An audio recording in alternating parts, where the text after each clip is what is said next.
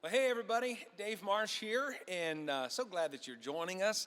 And I'm blessed to have with me today my friend and church member, Jerry Merrick. We've got to know each other fairly well over the last couple of years. And as we're doing this series called Right on the Money, what we want to do is reach out to some of our local professionals and try to get some real practical advice as we work toward achieving some of the financial goals and this goal of financial health in our lives. We want to reach out to some folks who are involved in the finance industry here in Garrett County, and we've just really been enjoying hearing some of the stories, but more than just their professional experience, which Jerry has a lot of, and we'll talk a little bit about that. He's a real guy too. Yeah. You are, right? Right, I am. You're a real guy with a real story, and you've been around Garrett County for quite a number of years now. Mm-hmm. But before we started, before we hit the play button here or the record button here, we're actually starting to talk about how you got here and what those early years looked like for you. And it was just a fascinating story. So I'm going to ask you to retell that. I just really want to hear how God has directed your steps over the years. Yeah, well, thank you for having me. First and foremost, it's always a pleasure to talk to you, and I enjoy spending time with you. And you share with me a lot of wisdom and a lot of knowledge. So I'm always grateful for an opportunity to hang out with you. So thank you. I appreciate that. Thanks for being here. Oh, yeah, it's my pleasure. So Pastor Dave and I were talking a little bit about how I got to Garrett County.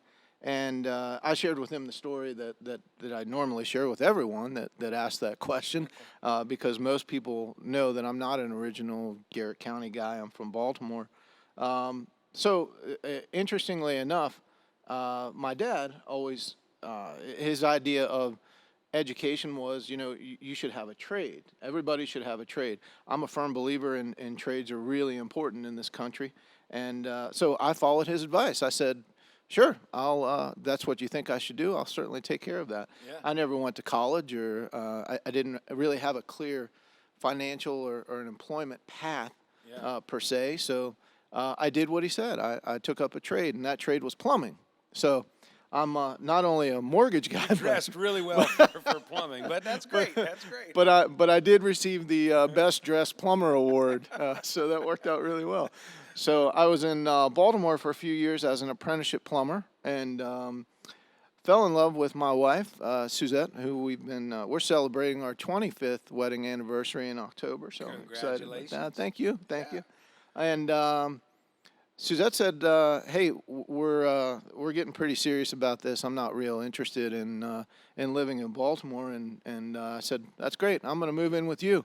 So while she was away at a wedding one weekend, I crashed her apartment with the help of my friends, and she came home from the wedding. And there it was. Surprise. Surprise. Now, listen, just a side note. We're not necessarily recommending. Let's not condone that. Yeah. But that's your experience nonetheless. That was my experience.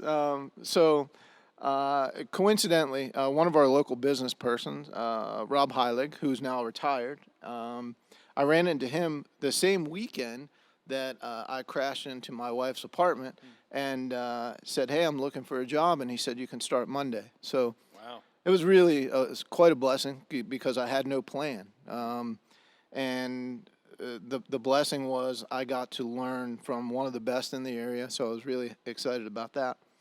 But I knew plumbing wasn't what I was going to do forever. That was just kind of this is an entry, and maybe it was or maybe it wasn't. I wasn't sure. So one day I'm kind of leafing through the Republican, just looking at the want ads. And I came across an application or an opening for a mortgage loan officer. So I said to my wife, and she'll probably not be happy that I'll share this with you, but I said to my wife, "Hey, I'm going to apply for this job. It seems pretty amazing." And she swiftly replied back, "You're not going to get this job. You are not even remotely qualified for this thing." It's important to have cheerleaders like that in your life. Thanks, Suzette. Suzette is my biggest cheerleader, but in the early days, she didn't want to see me disappointed, I guess. She's a very realistic cheerleader. She was more realistic than I was. Yeah. Right. So as luck would have it, as I was blessed to get the interview, I wrote up a resume that was slightly embellished because I didn't really have the skills that they were looking for, but I wasn't afraid to take the opportunity, and that's where I think God put me in that mindset that this is something you should look at. So I did, and thankfully I got an interview. During the interview process, the young lady at the time, her name was Mary Lou Robal. She said, you're not exactly what we're looking for, but I like you, and I'd like to give you an opportunity to give it a shot to see if you're interested. And I said, I'm here. I'm gone. The next phase of that was I had to go to Lancaster for the second interview with the president of the mortgage company. Whoa. I'm not an important guy. Young plumber. I'm a young plumber, right? Off Yeah. to see the president, who a guy I had a tremendous amount of respect for after I got to know him, obviously. And that story almost took another turn because I'd never been to Lancaster before. I'm a very young person at this point in my life, and I actually took a wrong turn and was in New York State. So, Oops. yeah. So God put me back on that path and said, "You're going the wrong way," and I got to where I was going. That interview was successful. I ultimately ended up with a job. It was the greatest blessing that I can attribute to my personal, professional, my professional life for sure. Yeah. And I was so grateful to Mary Lou for giving me that opportunity. For the next 15 years or so, every Christmas I used to send her a card. And just thank her for changing my life the way that she did. Yeah. She took a chance, and it was something that was meaningful for me, and it changed my entire financial future, so to speak. God never ceases to amaze me of how He will connect us to people. When He wants to bless us, He often just opens a door, starts a relationship, puts us in front of someone, gives us an interview. I mean, I've seen Him do that over and over and over again. Yeah. And in my own life, I won't share about it now, but maybe in one of the upcoming sermons, I'll talk about one life-changing conversation for me as far as, what a career path and financial health for my family and all that sort of stuff. Yeah. And it sounds like that interview with Mary Lou was one of those times for you. It really was. It was life altering for me, for sure. Yeah. And I'm very blessed and thankful for it. I just encourage people that if you are thinking about maybe a career path change or maybe bettering yourself, looking for something else, have that same type of attitude that even though you didn't feel like you were fully qualified, you weren't going to let fear hold you back. I don't. And right now, with the job market the way it is, I think if somebody's thinking about, changing up career, it's time to do it, folks. I agree. There are so many opportunities out there. Don't let fear hold you back. Yeah. So that was many years ago. So you ended up becoming a very successful mortgage lender. I'm just a mortgage lender. Yeah. Trying to find the right title, and we were saying, you think you've probably done somewhere 5,000 to 7,000 mortgages over the years? Oh yes, sir. At least. Yeah. Yep. And I've been very blessed. The last 24 years, pardon me, in Garrett County, the community has really supported everything that I've done, and I've tried to do a great deal to show my appreciation back in that. To the folks of Garrett County, I'm very fortunate. Yeah. Well, one of the reasons we wanted to bring you in is because on a quest to honor God with our finances, at the right time, home ownership can be a real blessing in a really important kind of milestone in somebody's financial health and their financial picture. Yeah. Now, at the wrong time, it's probably not. Right. So I try to tell people sometimes it's okay to rent in some seasons of your life. Yeah. But as far as a long-term goal, home ownership should probably be right up there for most families. Agreed. And so what I was hoping that you could help us with is maybe up front we could talk a little bit about, maybe a younger person who's thinking, hey, in a few years, I'd like to own a home. Right. What are some steps they could be taking now to start working toward that goal? Yeah, it's a great question. And I often see it when you talked about maybe you're just not ready today. That's one of the most positive messages that I try to share with anybody that I encounter, is that, based on your the ability to repay the loan, your credit, your employment stability, those sorts of things, they're all very important. And if it doesn't match up to what the lender or the bank is looking for today, doesn't mean it's forever. Yeah. Let's take a look at, and here are the steps.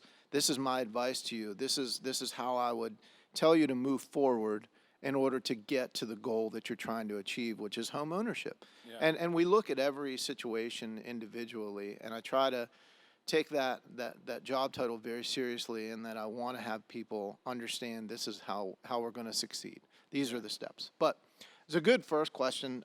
Really, credit is really important when it comes to preparing for home ownership.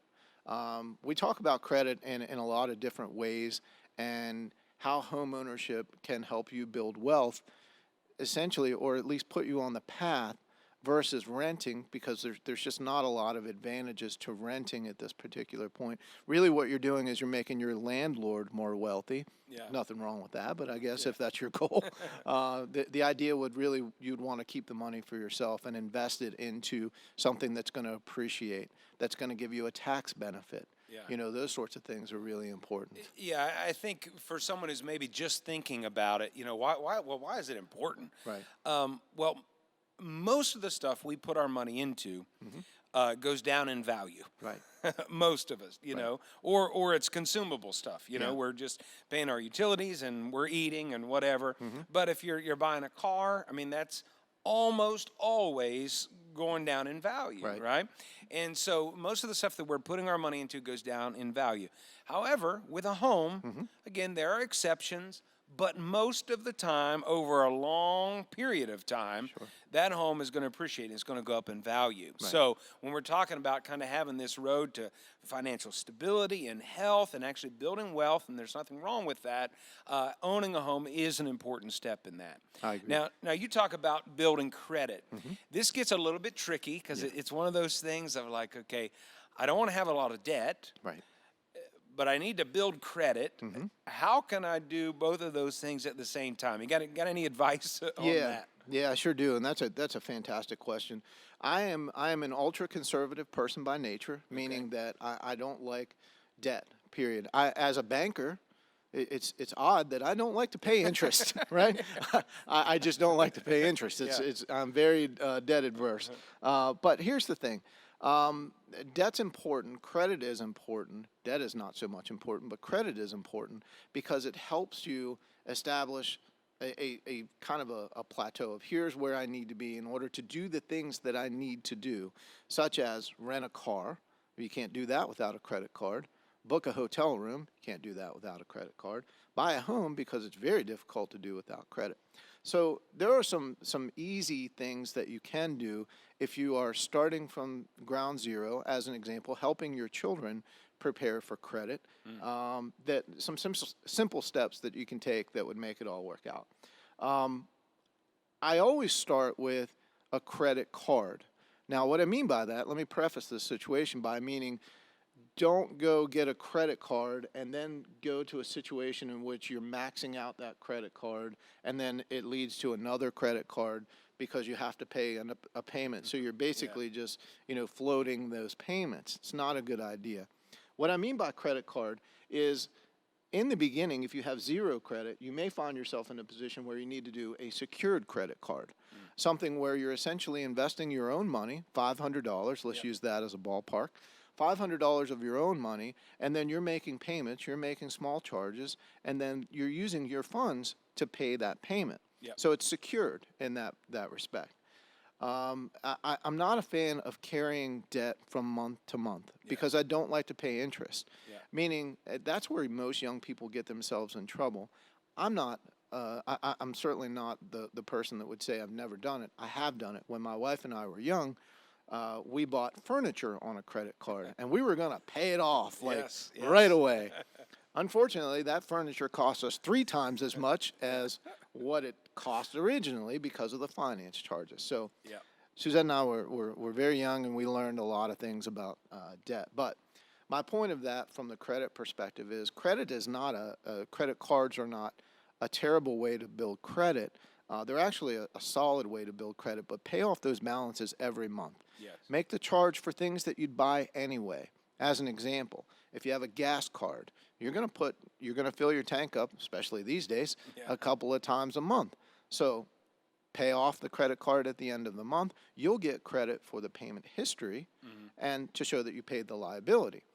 You don't have to pay interest. That's a huge misconception in this business.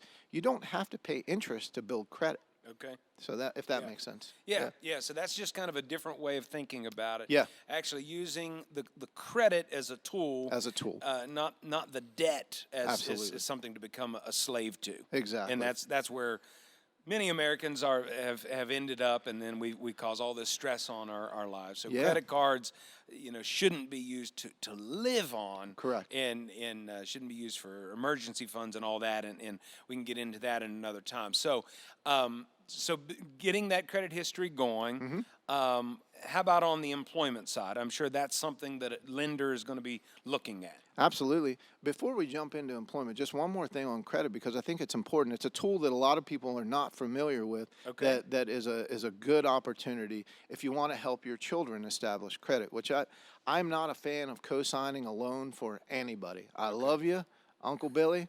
I love you, Grandma. Yeah. But if you don't qualify, we're not doing that loan. I can't help you there. But I'm not authorizing anybody to co-sign on loans. But there is a mechanism by which you can be an authorized user on someone's account, and their good payment history will reflect on your payment history. Okay. Even though you've never made a payment. Wow. So as an example, I could add my son to my credit card as an authorized user. I wouldn't be silly enough to give my son a credit card. Oh, amen. Don't do that. But because I make a payment on time, he gets the benefit of that good credit history as well. Wow. So twofold, I'm not telling you to get a credit card for your kids. Yeah. I'm saying that a mechanism that you could go around, a formula that you could use to help establish that credit would be to be an authorized user, add them as an authorized user on your account, and then don't give them a credit card. So that's just another way. But so good question. Just to recap, right, there's two ways you've given us. A secured credit card, which I did that when I was young. Yeah. You put that $500 in there, and then you're basically using your own money. You're using your money. But you're establishing credit, and then the other is the authorized user for an adult child, but they're trying to get established. Exactly. Yep. Yeah. And it causes very little issues with them.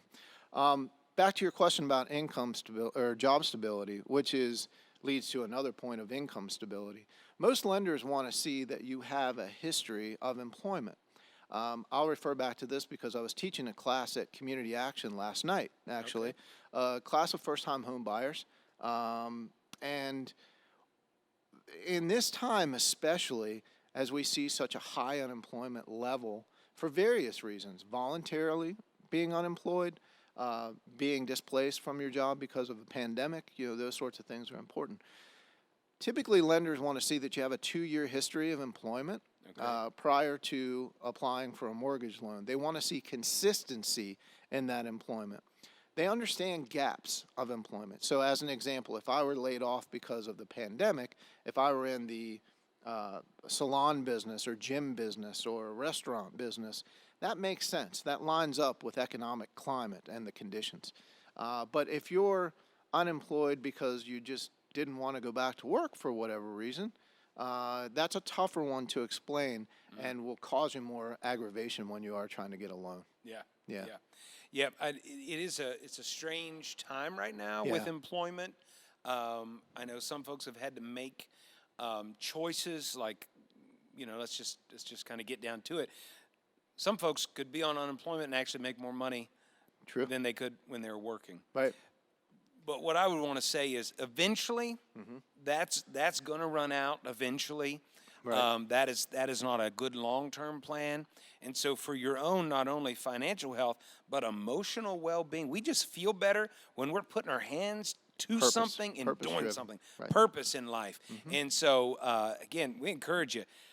get that job and Yep. work it, be consistent. It's one of your greatest, Dave Ramsey says, one of your greatest income producing tools is your job. You have that in your pocket, and lenders are going to want to see that.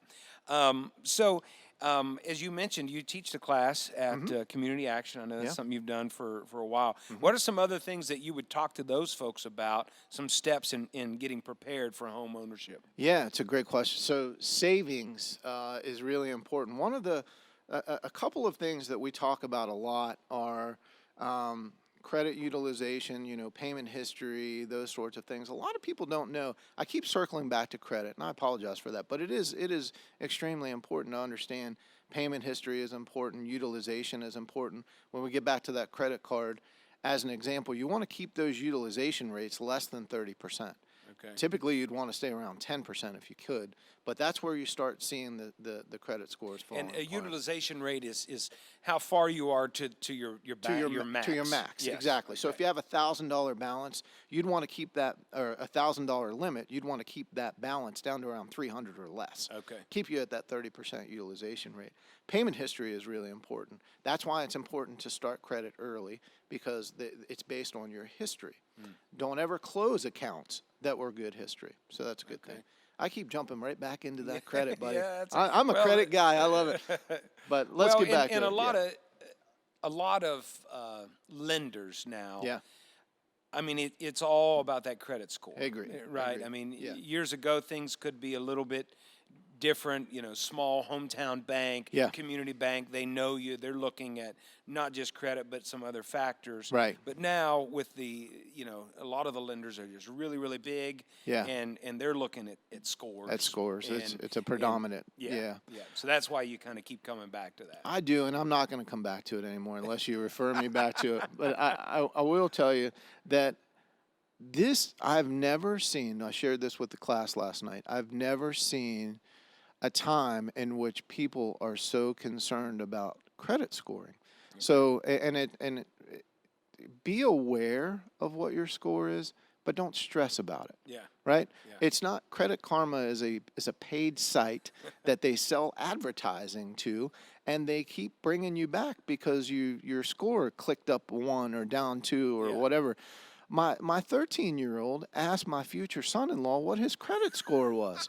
So we get to a point where, it's important, but be aware of it. Yeah. Don't stress over it. Yeah. It's, as long as you're paying your debts on time, life's going to be good. Yeah. Some steps. So here's what's really important about home ownership is starting off, make sure that you're saving for down payment.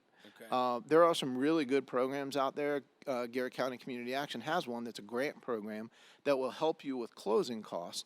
It's decided based on state and county money. Okay. So sometimes they run out of money, but there are some other state programs out there to help as well. So a lot of folks get really kind of blinders on. They think about down payment. I just need to save for a down payment. The closing costs are the ones that sneak up on you. Okay. Because everybody's conditioned to say, I need 5% down or 10% down or 20% down.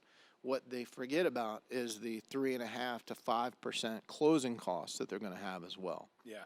So establish, I'm a big fan of budgeting money. Establish a fund for your down payment and closing costs. Make sure your credit is in line. Keep your income at a level that helps you qualify. We talked about utilization a little bit. There's also a number called a debt-to-income ratio. And it's a really simple formula that you can figure out at home. Essentially, it's just your gross monthly debt, what you pay on a monthly basis, minus utilities, plus your new payment. You'd have to know with a mortgage calculator what that is, divided by your income. That'll give you a percentage. So if that debt-to-income ratio stays below 40%, that's really what is favorable in the lender's eyes. Okay. Yeah. Let's talk about this for just a minute. Sometimes, and hopefully we don't butt heads too much on the pastor versus the lender, but sometimes a lender will come and say, hey, you qualify for, say, this much home. Yeah. But a borrower should not take that as saying you should buy this much home. Yeah. Because even if you qualified, doesn't necessarily mean you could actually afford it. Right. in the grand scheme of your overall goals. I agree. And so what happens is a lot of times we end up with, too much house, and then it's taken up too much of our lives, and what should have been a blessing Sure. is now kind of a curse. Stress, right. And so I'm sure you've witnessed this many times over the years, to where just because this is what what you qualify for doesn't mean you should necessarily buy up to that point. I 1,000% agree with that statement. That's one of the statements that I share with every one of the first-time home buyer classes. There are two numbers that every lender is going to present you with. This is the amount that you qualify for, and then the other one that you should be concerned with. This is the amount that I'm comfortable with. Yeah. They're totally different numbers. Yeah. You can have, I qualify here, but I only want a payment of here. Yes. And that's the inner spirit talking to you. Yeah. You need to work with what you're comfortable with, not what you're qualified for. And that's really on you. Right. You know what I mean? That's That a good just point. because a lender says we'll do 100%. this, no, that's a decision you have to make. You're an adult. You're accountable for your own decisions. Right. And certainly if you're married, that ought to be a discussion you're having, husband and wife. Right. If you're a young single person or a single person at all, get some trusted counselors around you, some people you can get advice from. And then, get that sweet spot to where, hey, this works for the lender, but this also works for me. I've got peace about this, Right. and I feel like long term I can make this work. Yeah, it's a great comment. And what I always look at too is, especially with first-time home buyers, I went into my first home with a plan, knowing that I was going to be there for 5 years or less. So it doesn't have to be. A lot of folks again come in with the home is your your dream home. Not every home is your dream home. Yeah. It's a stepping stone. Yeah. It's an opportunity to build equity, to build something, to buy something for the next phase of your life. Yeah. It's just like seasons we always talk about in church. Every season that you have, could require something different. So don't look at it like this is where you're going to retire. Exactly. You're 23 years old. Yeah. Yeah. Yeah. You're likely only going to be here 3 to 5 years. Yeah. I think we are in our fifth home as far as home ownership. Yeah. And I have no plans of moving now, but Right. in between there, we probably rented 12 other times. Right. But again, those represented seasons Right. of our lives. Speaking of first homes, our first home we bought when we were in our early 20s. Our interest rate was 8%. Yeah. And when it adjusted, it was adjustable, I think, after 3. It was adjusted to 11%. But nice. thankfully, by that time, we were able to do something a little different, and get a Right. better rate. But let's talk about refi for a minute. Yeah, Because that's been a big thing the past couple of years. Yeah. Interest rates have been really low for quite a while now. Yeah. They seem like maybe they're creeping back up a little bit. But how do you know when it's a good time to refi? Like, what do you really need to be saving percent-wise to make it worth your while? Yeah, it's a good question, and it's a difficult one. There are a lot of financial gurus that would say things like, well, you need to be between 1% and 2% for it to be cost effective for a refinance. That's not always the case, depending on what your needs are. Okay. So I look at it as what's the symptom and how are we going to be able to help with that symptom to find a cure, so to speak, for what you're looking for. Some people legitimately were given bad advice in the beginning. There are very few first-time home buyers that are equipped to take a 15-year fixed-rate mortgage. Okay. Because it's the very first loan that they've ever done. They're unaware of the other expenses that are involved, the utilities, the maintenance of the home, etc. So they look at the overall interest and say, well, if I take a 15-year loan, I'm going to pay half the interest or a third of the interest versus a 30-year fixed rate. That is a factual statement. That does make sense. However, if something breaks in your home, are you able to save the money to make that repair? Because you're paying as much as you can to principal of that loan and you're strapping yourself. Yeah. So as an example of the rule of thumb technically is 1% to 2% makes sense to refinance. However, I go deeper and to say, what's the purpose of the refinance? Do you have a cash flow issue? Are you trying to save for college for your kids?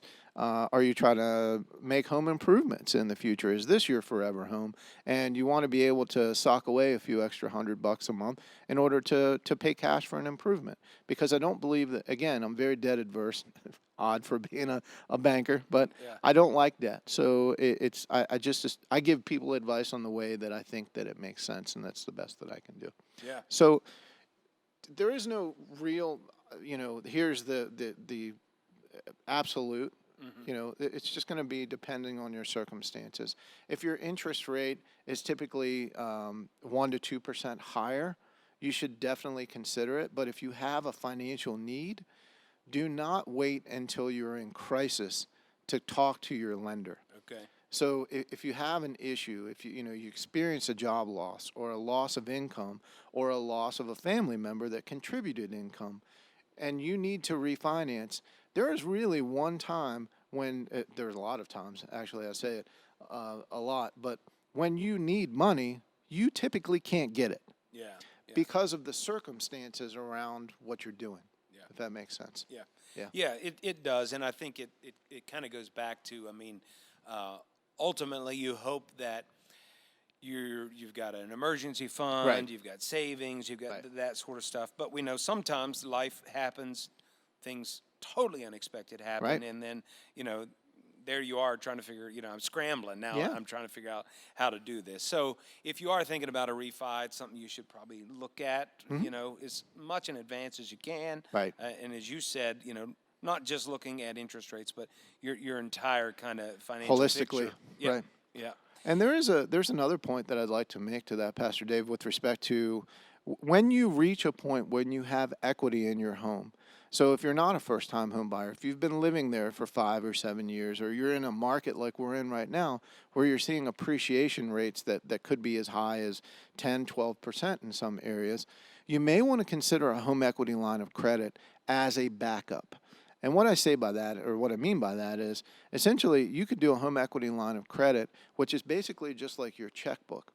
In the event that you're unable to save for emergencies, because I think everybody should have a 6-month emergency fund, rainy day fund. In the event that you can't do that, in a catastrophic incident where you do have to make the decision of, I have to pay my mortgage or we're going to have to feed my family, that line of credit, especially if you have a zero balance on it, could be a tool, again, not a lifesaver, but a tool to help you manage that time of crisis. So to speak. So it's just something to think about as well. Yeah. Typically, it doesn't cost you anything to do. To have that open. Yeah, to have it open. Let's talk about the spiritual aspect of money a little bit. Yeah. You made a Facebook post earlier this week. Okay. And it was something to the effect of basically recognizing that kind of any success we have in life, it's not all because we're geniuses. Yeah. It's not all because we're the best looking or the most talented or, even the most skilled sometimes. Right. We have to recognize that the goodness in our lives comes from the goodness of God. Absolutely. And so I was reading into that, that you can see this spiritual connection between some of the things that we might call blessings in our lives, and sometimes they're material. We know not all blessings are material, but sometimes they are. Right. You see the connection between those things and your spiritual life as well. I do. I am very thankful. Gratitude is really important in my life, and I've learned obviously we're at a platform where I'm sitting on the church stage right now, but I've learned through Crossroads so many lessons that you have taught, that I've heard from Mr. Hutzel, from just various people in the church, and I've learned so much. So in my time, in my spirituality, I've learned that I'm grateful for every single thing, good, bad, or indifferent, that comes my way, because I know that it's a teaching moment and it's going to be helpful. That post that you were referring to, I was thinking about success the other day. I see a lot of people, that post things about their brand new car or the vacation that they took, or, the big house that they own, etc. I think that's wonderful for people. For individually, you do what makes you feel good, and as long as it doesn't interfere with other people. But for me, the core belief and the core value is that God puts me in the position and puts people in my life every day to bless me and show me, or challenge me, I guess is a better way to do it, to be better than I was the day before. So I don't know, for me, success means different things to different people. Yeah. But it really does, from a spiritual standpoint, allow me an opportunity to help other people. And I don't mean, just through the work connections. Just helping in our community is really what I've been kind of called to do. Is what I feel like it is. And I give all the glory to God. That success, it has nothing to do, whether you're talking from a monetary standpoint or just, a smile on your face every morning, or good health or poor health. It doesn't matter. All of those things come from Him. Yeah. And that's what I had to, not what I had to. I used to wake up and think to myself, because this is a change. Early in my career, I was like, you know what, I'm going to work 100 hours a week, and I'm going to tear this thing up, and we're just going to be, we're going to be amazing. Yeah. And it doesn't matter how many hours or how many that I work or don't work or any of those things. It was a realization to me that this was a gift from God.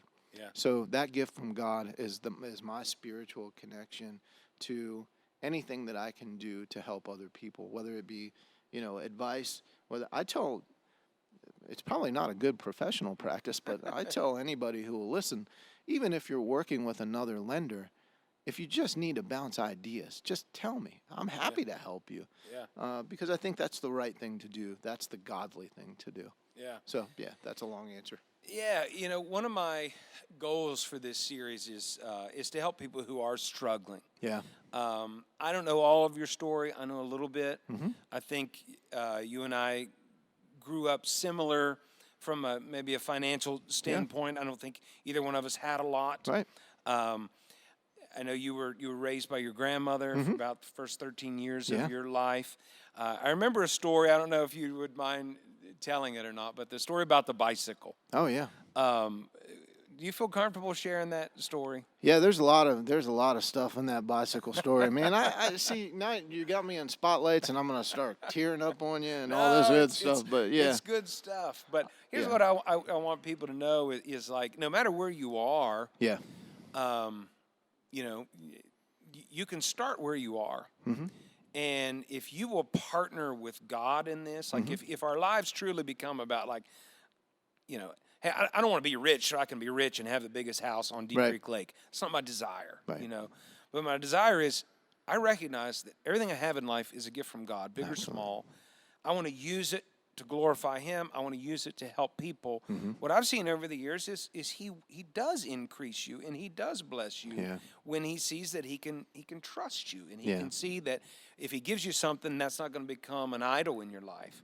And so I love hearing stories of people who have walked through, some pretty difficult times, and then kind of seeing the other side of that. And I remember a little bit about that bicycle story that I heard a couple of years ago. Yeah, so I grew up, and I'm not ashamed to tell anybody this story because I hear a lot of stories about, folks on welfare and food stamps, and they need to get back to work, and they need to do this, and they need to do that. Let me share with you, for the most part, it's not really a choice. It's not something that it's a temporary form of assistance. That's how it was designed to be. Yeah. I'm no advocate of making it a lifestyle, sure. Right?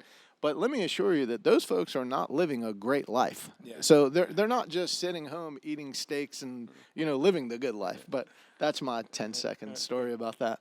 So my grandmother, who is a saint in my book, did what a lot of grandmothers do. She basically just said, this is where you need to be right now, and that where I needed to be was for the first 13 years of my life, until I got to a point where I was probably a little rambunctious and she couldn't quite control me anymore.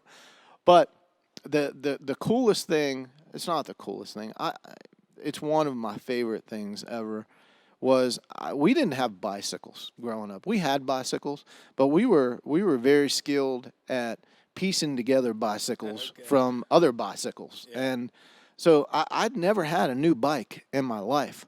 And our neighborhood everybody was dirt poor. No one had new bikes. No one had new anything. We got what we got because of the hand-me-downs.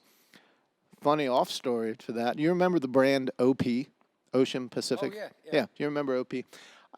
I did have a television, so I could see these OP things out there. And I always told my grandmother, I said, I'd love to have a pair of these OP shorts. And she said, you know what, Saturday we're going to go get you a pair of OP shorts. And I said, that's awesome, Grandma. I love you. So we go to the Avenue, which was the place in Baltimore where everybody had a couple of department stores. And we walk into the Value Village. Now, the Value Village was the old version of the Goodwill. Okay. So we walk into Value Village, and I'm looking around, and I said, hey, Grandma, Mom, I don't think they sell OP shorts here. And she said, Jerry, you look around. She said, there are OP shorts everywhere in here. I said, no, Grandma, I'm sure they're not. And she picked up a specific pair, and she said, here you go. They're other people's. So I got the other people's shorts. But that's how it went. But from the bike story, we didn't have new bikes. We had old bikes, and we were very fortunate to have them. But I remember one Christmas where I was probably 10 at the time, 8 to 10, somewhere in that ballpark. And I came down the steps, and my grandmother had this tradition where she didn't decorate the house until Christmas Eve. Okay. So I never understood it. I love Christmas. So Yeah. I'm like Festivus for the rest of it. I'm just not going to 365 days a year. So I came down the steps and saw this bike. This was a yellow 3-speed Huffy bike, but it was brand new, and it had a bow on it. And buddy, I tell you, it might have been one of the happiest, biggest smiles I've ever had in my life. And I said to my grandmother, I said, is that mine? Like, that's my bike? Like, I don't have to give it back. Like, I was overwhelmed. I was overwhelmed that this lady, who had not 10 cents to rub together, could pull together. I don't even know how much the bike cost. I didn't matter. Yeah. That she thought enough of me to know that was something that I'd just been praying for, that I would love to have, and scrape together enough money to buy me that bike. Now, I shared this story with Brandon, and I said, the funny part was, it was a girl's bike. She didn't know it was a girl's bike. It had the old V in the pipe, right? Yeah. It wasn't the straight pipe coming across. But by God, I would never said those words to my grandmother. It was legitimately, I was just floored by the fact that it was mine and I didn't have to give it back. Wow. Like, it's really mine. Like, Yeah. I didn't borrow it. I didn't have to build it. I'm not a very good, my wife will tell you, I'm not a skilled carpenter. My bikes were bad. So, yeah, that was kind of my bike story. Well, I won't ask you how many fights you got into for riding a girl's bike, but it was worth it. It was worth it because it was new and it was yours. Let's just say I had to pedal a little faster than most of the other fellows did. Yeah. Well, hey, I'm not going to keep you too much longer, but maybe one more question here. Yeah. Again, you've been doing this well over 20 years. Somewhere around 7,000 mortgages. So those are families. Like, Yeah. That's not just paperwork. Those are families that you've helped kind of, take that next step in their dream. And Yeah. I know you take that seriously. Could you tell me maybe what are some of the most common maybe mistakes that people have made, or just blind spots, things they don't realize they're doing while they're doing them, and then when they do get to that place where, hey, maybe I want to buy a house, they've kind of neglected this area. Do you see some patterns that are kind of predictable? I do, and they come back to emotional buying. Okay. I call it, I tell my children all the time, my kids, don't make an emotional decision about money. Don't make an emotional financial decision, so to speak. And what I mean by that is typically when people have a tendency to get their first job or their second job, their move-up position, they want to reward themselves, right? Yeah. They want to feel like, hey, I worked really hard for this, and I deserve a new car, or I deserve a side-by-side or a UTV or something to that effect. I'm not discouraging anybody from having fun. Here's what I'm telling you. I see more often than not folks that do not qualify for a mortgage because they have $800 car payments, a $600 side-by-side payment. And when they get to that point, they're scrambling to say, geez, I should share or sell this side-by-side, right? Yeah.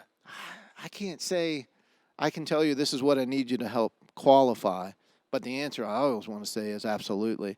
Yeah. Don't ever put yourself in a position where you have more vehicle payments than you do a mortgage payment. Yeah.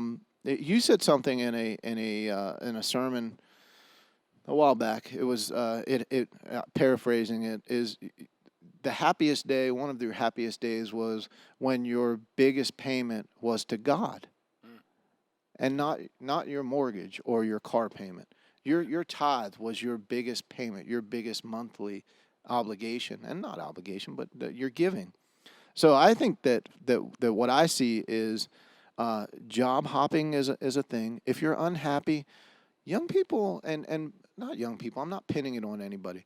People have a tendency to, when they're in a stressful situation, regardless, you have to recognize, is it your own stress that you're creating the situation, or is it the employer created stress? If it's your own stress, recognize that. Realize that every job is not just a stop on the radar. It's develop it, give it a chance, and don't job hop if you can afford it. No one begrudges improving your position, but lenders look at how the frequency of your job changes as you're probably that's indicative of probably what you'll do with your mortgage payment. Yeah. Right? I'll make it 1 month. I can't make it this month. The history of what everything looks like. Wow. Yeah. You're preaching a sermon right there. Sorry, buddy. A minute ago, we talked about looking to better yourself, and this is a good job market to do that. Right. But I think one of the things you're hitting on here is these sideways moves. Right. So it's not really you're bettering yourself. Lateral. You just get frustrated. It's just this lateral move of I'm going from this job to this job because I'm mad at somebody, or this job's harder than I thought. Listen, folks, every job is hard. That's right. That's why we get paid to do them. Like we're doing something that nobody else either wants to do or can do. And so it's hard. It's work. Yeah. And so, yes, I've seen that among many people where it's just, it's in what you said, the lender, I see it as a spiritual thing. The lender sees it as a financial thing. Right. But that you've not learned to work through some of the hard issues in your life. Yeah. Or you've not learned to be a person of real commitment. Right. Or somebody who keeps your word. And those are character issues. They are. And so the lender can see it from a financial standpoint. I can see it from a spiritual standpoint. Yeah. So, we definitely discourage that. Right. Life is going to be hard. There are going to be hard things you got to work through. You just got to buckle down and choose your hard. Right. Absolutely. Yeah. Yep. Well, great advice here today. I appreciate you coming and being with us and sharing some of this stuff. And I know you came on as a friend. You didn't come on looking for more mortgage business. Yeah, but, yeah. All they got to do is Google you. They'll find you if they need you, or drive downtown and see.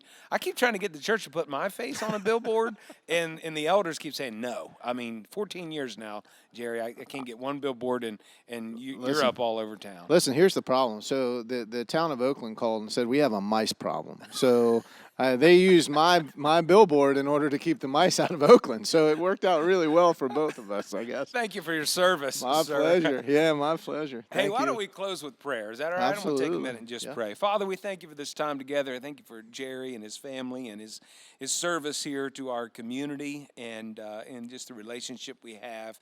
And I want to pray for those who are listening today. And God, we've touched on a lot of different topics here, some directions we didn't even know that we were going. But I pray that you would use it somehow to minister to people. I pray especially for those who might be struggling, Lord, that you'd give them hope today, that they'd realize that it doesn't matter where they started or even where they are right now. They can begin again. They can start fresh. They can start new. And I pray that you'd use this conversation to maybe just, bring that light on, bring that light bulb in their head, give them a new thought, a new idea, a new way of thinking about money and how they might be able to use it to honor you and be good stewards for their lives and for their families. We thank you for your blessing, Lord, and we just pray that you continue to direct our paths. And it's in the name of Jesus Christ we pray. Amen. Amen. Thank you, sir, for being here. My pleasure, buddy. Anytime. Thank you.